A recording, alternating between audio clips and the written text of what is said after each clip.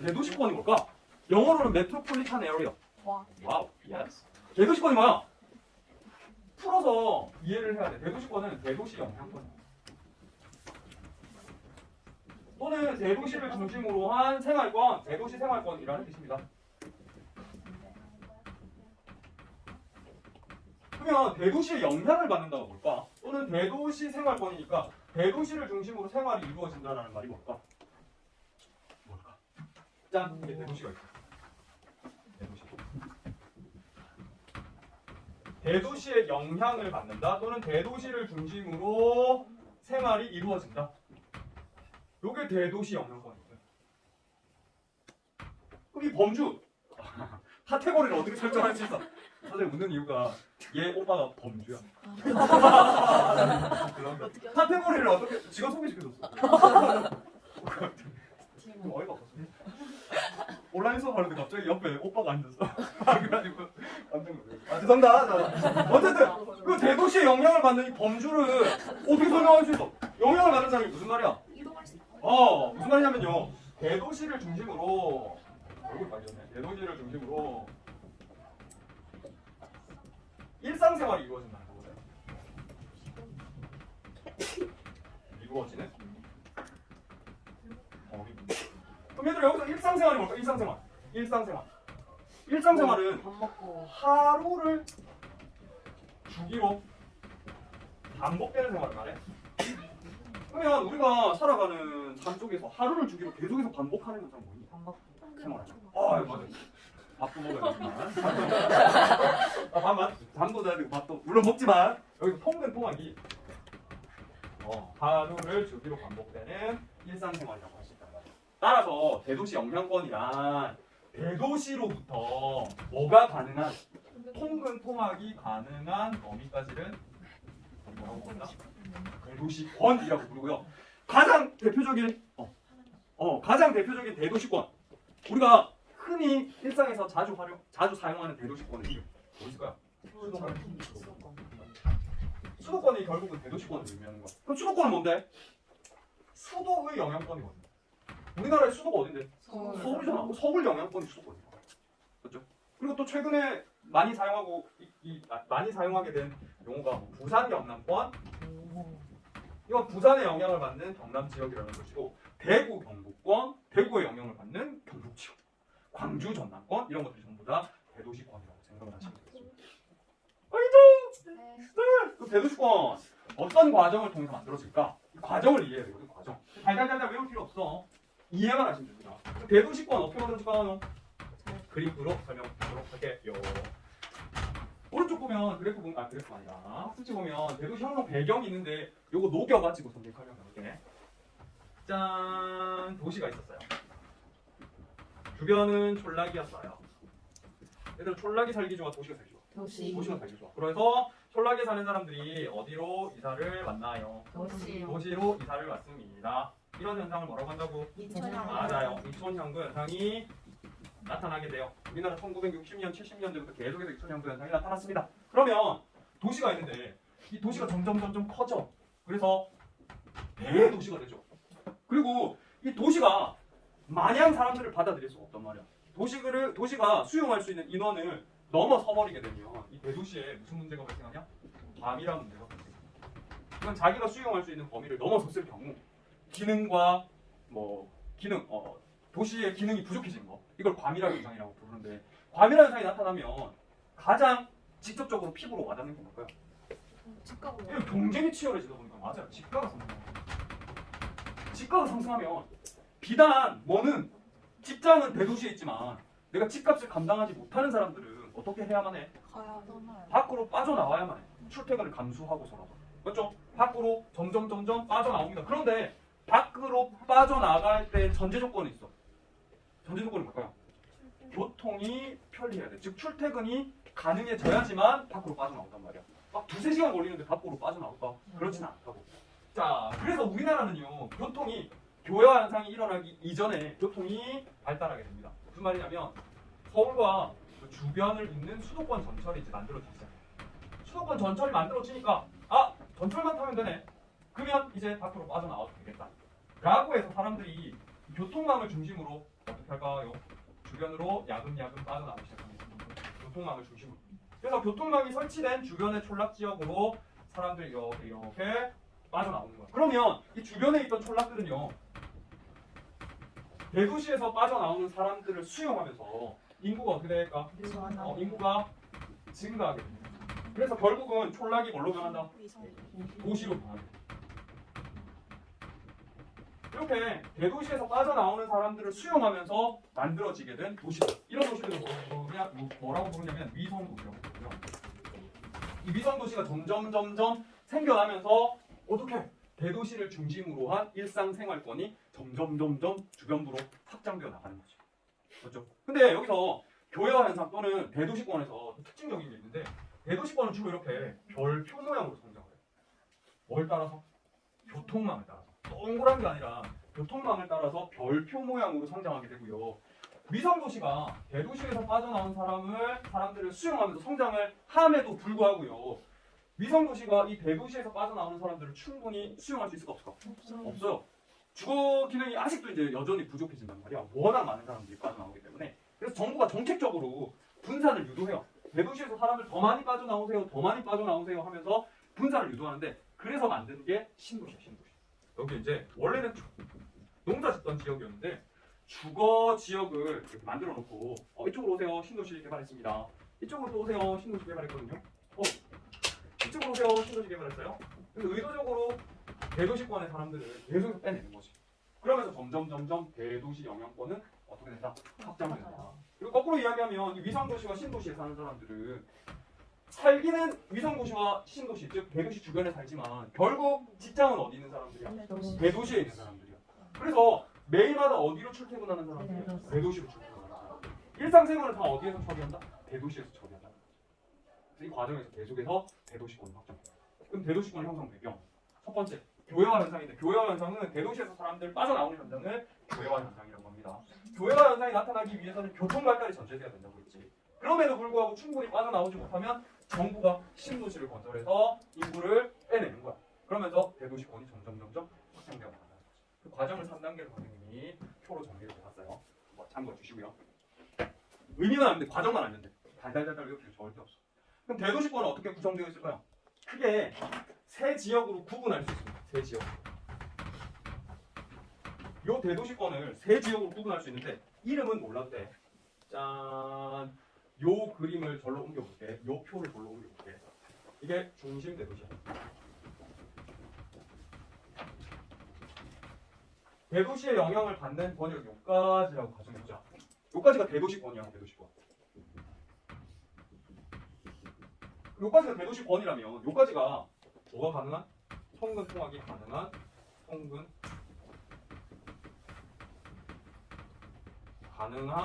범인 거지. 맞죠? 자, 이 대도시권, 대도시의 영향을 받는 지역인데 거리에 따라서 크게 세 지역으로 구분할 수 있습니다. 세 지역으로 구분할 수 있어요. 학자들이 어떻게 이름 붙였냐면 대도시에서 가장 가까운 A 지역을 교외 지역이라고 이름 붙였어요. 그 다음에 제일 멀리 떨어져 있는 지역을 배후 농촌 지역이라고 이름 붙였어요.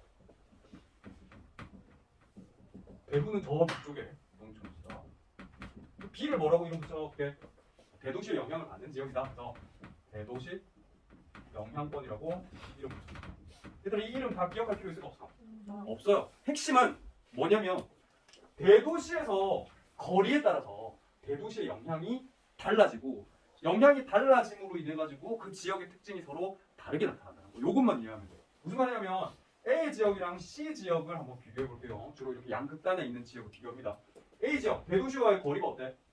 가까워. 거리 가깝다. 거리가 가까우니까 대도시의 영향 어떠니? 대도시의 영향 엄청 많이 받아. 그러면 A 지역은 도시적인 성격이 어떨까요? 엄청나게 강하게 나타납니다. 반면 C 지역은 같은 대도시권에 속한다 할지라도 거리가 어때? 대도시로부터의 거리가 멀다. 그러면 대도시의 영향 많이 받을 때 적게 받을까? 대도시의 영향이 적습니다. 그러면 도시적인 성격 어떨까요? 상대적으로 작게 나타납니다. 요것만 구분할 수 있습니다. 어디에서? 대도시권에서. 오케이? 오케이? 자, 관련 문제 바로 풀어보면서 결국 뭘 묻는지 살펴보도록 할게. 저 뒤로 넘어갈 텐데 너무 쉬워가지고 나작거릴 수도 있어. 29페이지 볼까? 엄청 오래된 문제이긴 해요. 그래도 풀어보는 게 의미가 있습니다. 여기 서울과 경기가 나오잖아. 서울과 경기가 나오면 무슨 문제? 뭐에 관한 문제? 대도시권에 대한 문제입니다. 대도시권에서 가장 핵심은 뭘 파악하는 거다, 뭘 찾는 거다. 서울을 찾는 거다. 서울을. 서울이 뭐니? 중심 대도시야. 맞죠? A랑 B랑 식출되어 있습니다. A는 중심 대도시와 거리가 가까워 멀어? 가까워. B는 멀어. 그러면 A랑 B 중에 누가 더 도시적인 성격이 강할까? 누가 더 대도시 영향을 많이 받을까? A, A. 그럼 B 지역과 비교한 A 지역의 상대적 특징을 찾아볼까요? 찾아보세요. 30초 줄게요. 30초! 이게 가장 기본적인 대도시권인데.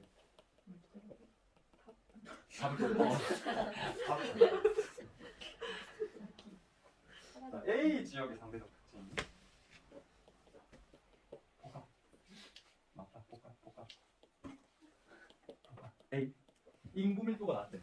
낮아 높아? 높아요. 그냥 가까우면 대도시에서 더 많은 사람들이 빠져나오잖아. 인구 밀도가 훨씬 더 높게 나타납니다. 겸업농가 비율이 낮을 거야. 대도시와 가까우면 공부했었어. 지가가 높을까 낮을까? 지가가 비쌀까 저렴할까? 비싸. 지가가 비싸면 농사만 지어서 먹고 살 수 있을까? 아니요. 아니야. 다른 일을 겸해야지 먹고 살 수 있어. 겸업농가 비율이 높게 나타. 농사만 해서 먹고 살 수 없고 다른 뭐 상점이나 아니면 공장에 가서 일을 하거나 다른 일을 겸해야지만 먹고 살 수 있습니다. 대도시와 가까운 지역은 겸업농가의 비율이 높게 나타납니다. 3번 경지 면적 비율이 높을 것입니다. 여기서 경지는 농경지야. 전체 면적 중에 농경지의 면적 비율이 높을까? 대도시와 가까우면 도시화가 되잖아. 그래서 주거 지역이나 상업 지역이나 공업 지역으로 농경지가 바뀔 거야. 그렇지? 그러면 경지 면적의 비율이 낮게 나타날 거죠. 농업 종사자 비율이 높을 것이다. 농업 아니죠. 가까운 데는 농사 이제 안 지어.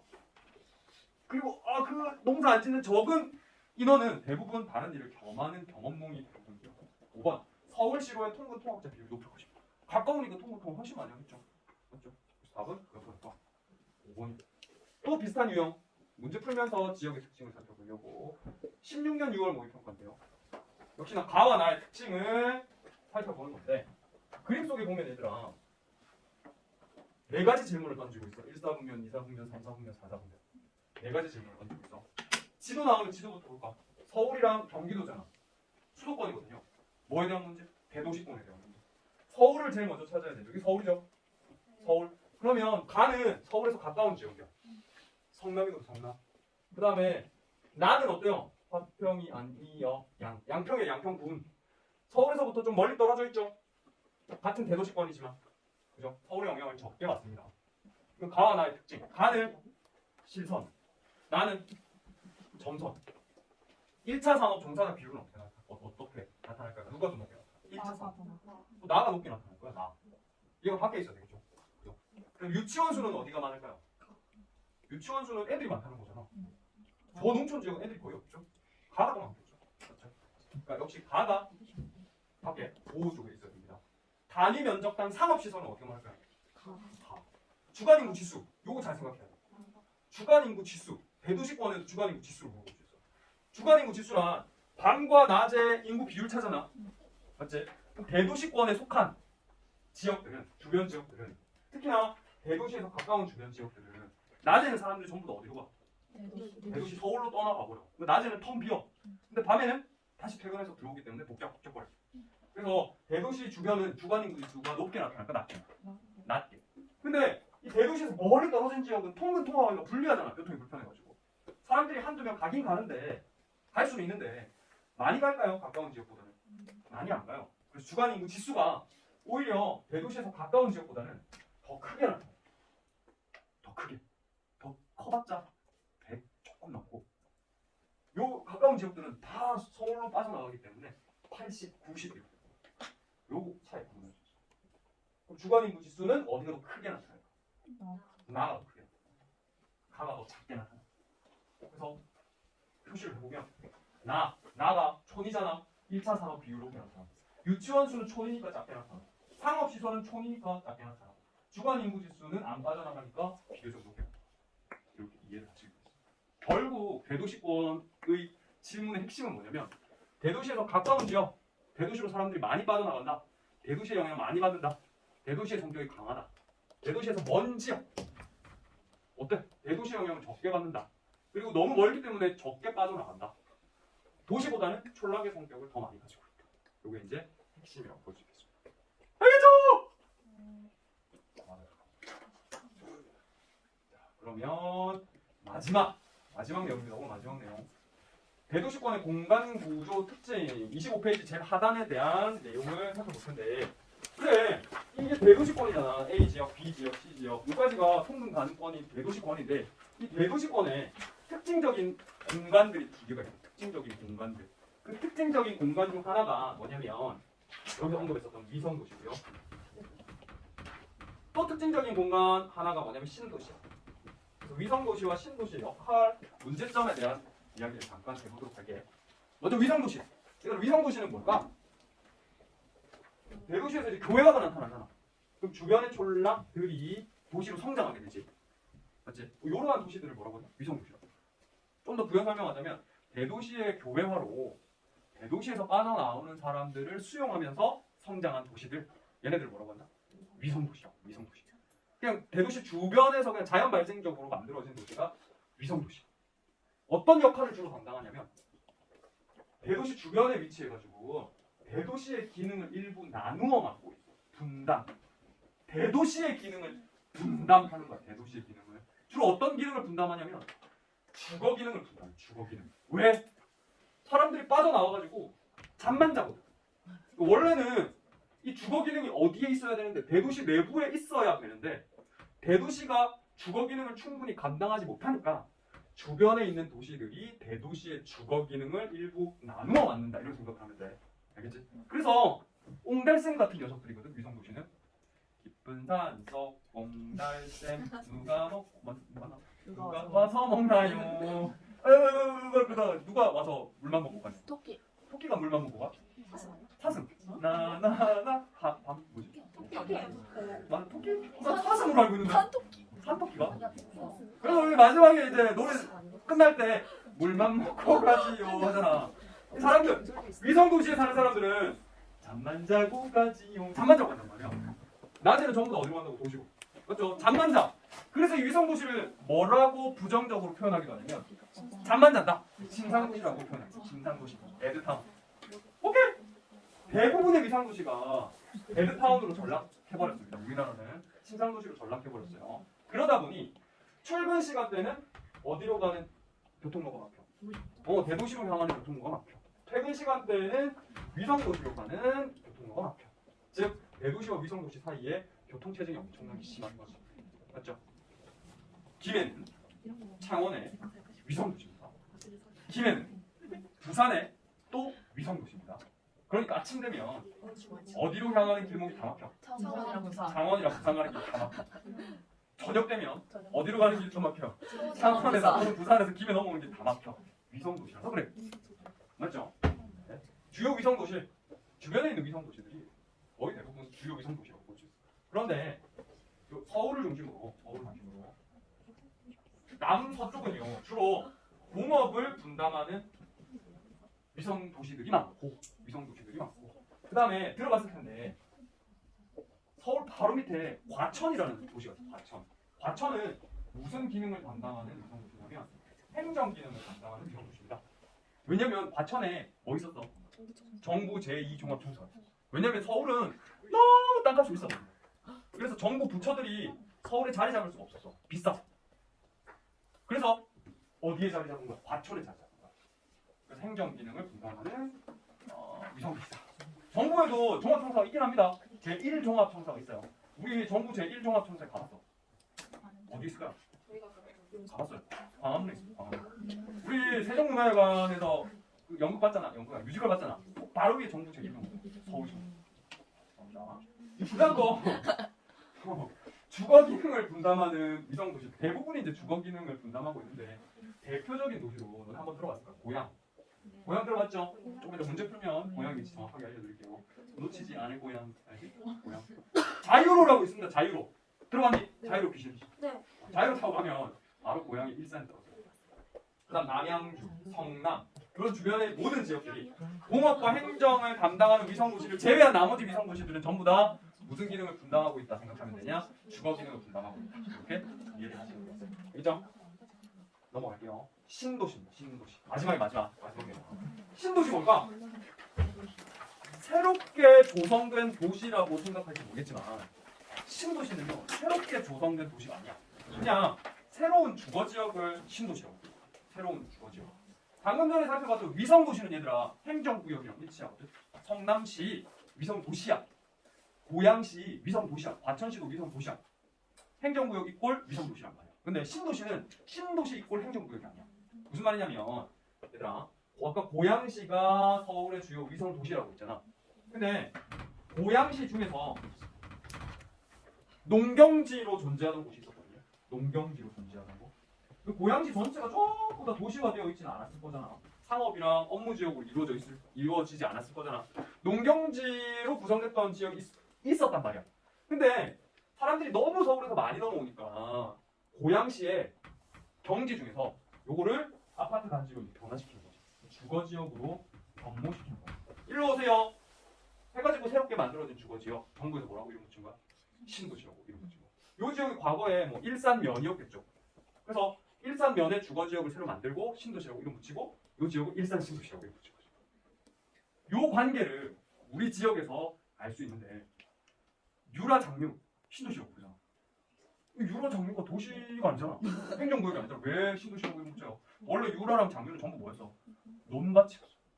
근데 창원에서 창원 집값이 계속 올라가니까 창원에서 빠져나오는 사람들을 수용하기 위해서 농경지 다 밀어버리고요. 뭐 만든 거야? 주거지역을 조성한 거야.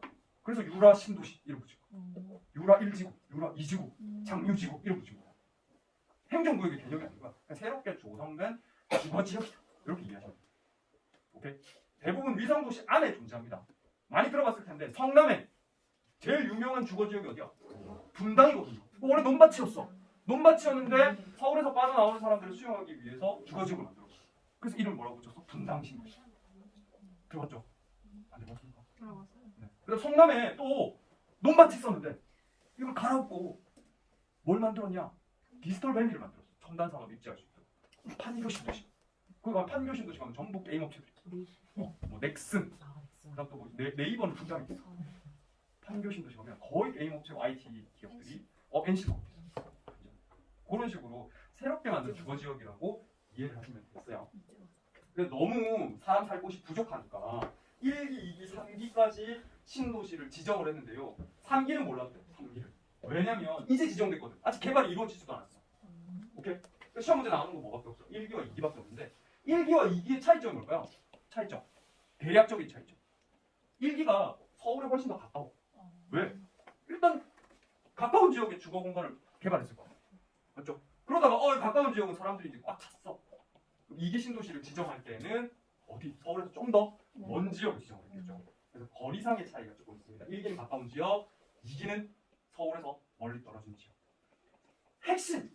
문제에서 진짜 핵심으로 나오는 게 1기가 언제야? 시기를 꼭 기억해야 돼. 90년대. 90년대. 그러니까 90년대에 갑자기 신도시가 만들어집니다. 사람들이 들어갔거든. 인구가 없으니까. 폭증해요. 폭증합니다. 알겠죠? 요거 중요한 핫 키워드다. 그 다음 2기는 언제다? 2000년대. 그래서 2기 신도시가 있는 지역은요. 언제 인구가 폭증한다? 2000년대 인구가 폭증. 요거 구분하는 거 상당히 까다로우니까 여러분들 꼭 기억해 주시고 1기 신도시의 대표적인 지역 아니면 거의 2기 신도시라고 생각을 하시면 되겠습니다. 1기만 기억하면 여러분들 충분히 문제 풀 수 있거든요. 1기의 가장 유명한 지역 고향의 일산. 일산 들어갔죠? 네. 일산 MBC 그렇죠? 있죠? 그 다음에 성남 분당 들어봤죠? 네. 분당이랑 일산 정도밖에 안 물어봐. 분당, 일산.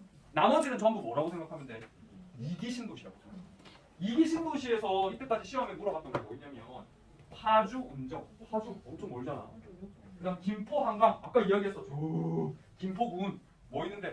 공항 있는데 뭐야. 그 다음에 성남, 판교만 유달리 가까운 지역. 서울 바로 위치. 반교. 위례는 이 위례가 진짜 애매하거든. 그래서 안 물어보는데 왜 위례가 애매하냐면 송파구랑 성남시랑 같이 맞물려 있어. 그래가지고 이 서울시라고 말하기도 그렇고 성남시라고 말하기도 그렇고 그래서 안 물어봐요. 오케이. 그다음 또 요거는 여러분들 화성의 동탄. 화성의 동탄 이거 많이 물어보거든요. 화성이 어디냐면 저기도 화성이 있어요. 화성은 나중에 저는 진짜 강조를 할 텐데 수도권에서 뭐가 제일 발달한 지역? 공업이 제일 발달한 지역. 왜? 화성에 뭐가 들어섰기 때문에 삼성에 반도체 공정이 들어섰기 때문에 화성은 삼성시티야. 삼성시티. 진짜. 그리고 동탄 신도시가 왜 만들어졌냐면 삼성에 근무하는 임직원들의 주거지역이에요. 오케이. 그래서 화성 동탄도 자주 나옵니다. 요 정도 알면 여러분 문제 푸는데 크게 어려움 없어요. 그럼 신도시 역할은 뭘까요? 위성도시랑 똑같아. 그러니까 주거 기능을 분담하기 위함이야. 원래는 꿈은 거대했어요. 위성도시가 침상도시로 전락하는 걸 보고 정부에서 이렇게 가면 교통체증이 심해져가지고 안 되겠다 해서 이런 새롭게 지정되는 주거지역 신도시들은 자족 기능을 갖춘 지역으로 만들려고 노력했거든. 자족 기능이란 자급자족. 그 지역 사람들이 그 지역에 고용되는 걸 자족 도시라고 얘기하는데 시도를 했어. 기업들을 모집했어. 신도시로 오세요. 근데 기업이 오겠니? 왜 가야 되죠? 안 갔어요. 그럼 결국 누구 만들어? 주거 기능 만들어. 결국 침상도시로 전락. 결국 신도시도 교통체증을 유발하는 건 똑같답니다. 그래서 위성도시, 신도시 개념만 여러분들 이해하면 문제 푸는데 큰 어려움이 없지만 문제는 어렵습니다. 요거는 한번 읽어보세요.